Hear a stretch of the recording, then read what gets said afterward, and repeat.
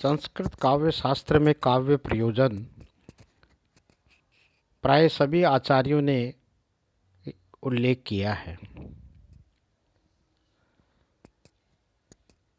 भरत मुनि ने भरत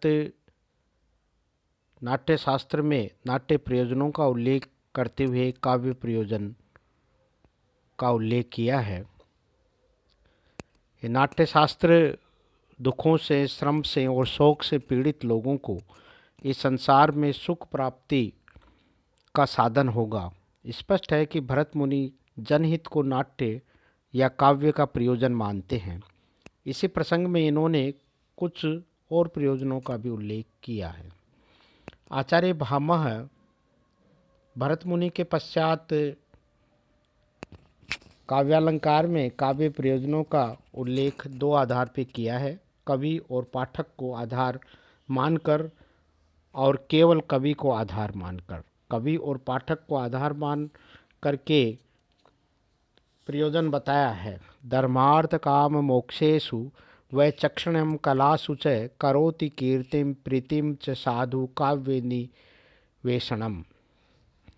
आचार्य दंडी ने काव्यादर्श में काव्य प्रयोजनों का स्पष्ट उल्लेख नहीं किया, किंतु वाणी की महत्व का विवेचन करते हुए इन्होंने लिखा है कि शब्द तीनों लोकों को ज्ञान का प्रकाश देने वाला और कवि और वर्ण आदि के यश को स्थिरता प्रदान करने वाला है। वामन आचार्य ने भी काव्य प्रयोजन पे वर्णन करते हुए लिखा है कि एक है प्रीति आनंद साधना जो दृष्टि प्रयोजन है, दूसरा है कीर्ति जो अदृष्ट प्रयोजन है। आचार्य रुद्रट ने काव्य प्रयोजन पर अपेक्षाकृत अधिक लिखा है। उनका मत है कि कवि सरस काव्य करके महापुरुषों के यश को कल्प कल्पांत तक स्थायी बना देता है, जो इस बहुत बड़ा उपकार का फल है, जिसका पुण्य फल निसंदेह स्थायी बना देता है, कवि को प्राप्त होता है। इतना ही नहीं, स्वयं भी उसका यश कल्पांत तक स्थायी हो जाता है और उसे आनुषंगिक फल अनर्थ का नाश करने वाले धन आदि के रूप में भी प्राप्त हो जाता है। वस्तुतः जिस प्रकार सागर की मणियों की गणना करना असंभव है, उसी प्रकार रुद्रट के मत से समस्त काव्य प्रयोजनों को गिनना भी संभव नहीं है। आनंदवर्धन ने, जो ध्वनि प्रस्थापक हैं, काव्य प्रयोजनों का यद्यपि पृथक से उल्लेख नहीं किया, तथापि ध्वनि सिद्धांत की स्थापना के प्रसंग में उन्होंने संकेत दिया है, तेन ब्रूमः स हृदय मनः प्रीतये तत्स्वरूपम। अर्थात ध्वनि के विषय में इस नाना विप्रतिपत्तियों के होने के कारण उनका निराकरण करके ध्वनि सिद्धांत की स्थापना के द्वारा सहृदयों के मन की प्रसन्नता, हृदय आह्लादकता के लिए हम उस ध्वनि के स्वरूप का निरूपण करते हैं।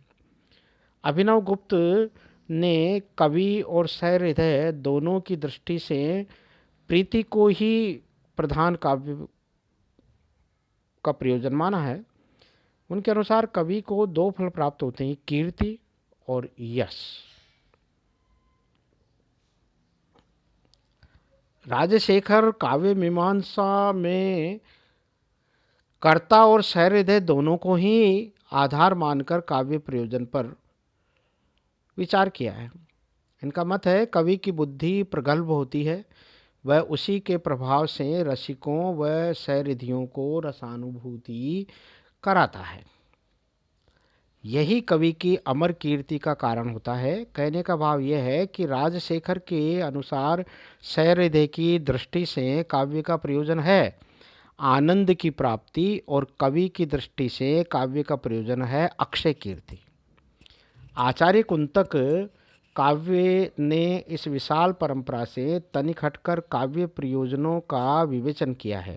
इन्होंने लिखा है कि काव्य बंध उच्च कुल में उत्पन्न के हृदय को आह्लादित करने वाला और कोमल मृदु शैली से कहा हुआ धर्म आदि की सिद्धि का मार्ग है।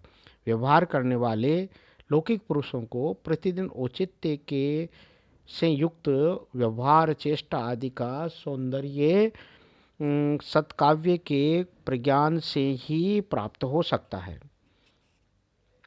काव्यामृत का रस उसके समझने वाले सहृदयों के अंतःकरण में चतुर्वर्ग रूप फल के आस्वाद से भी बढ़कर चमत्कार उत्पन्न करता है।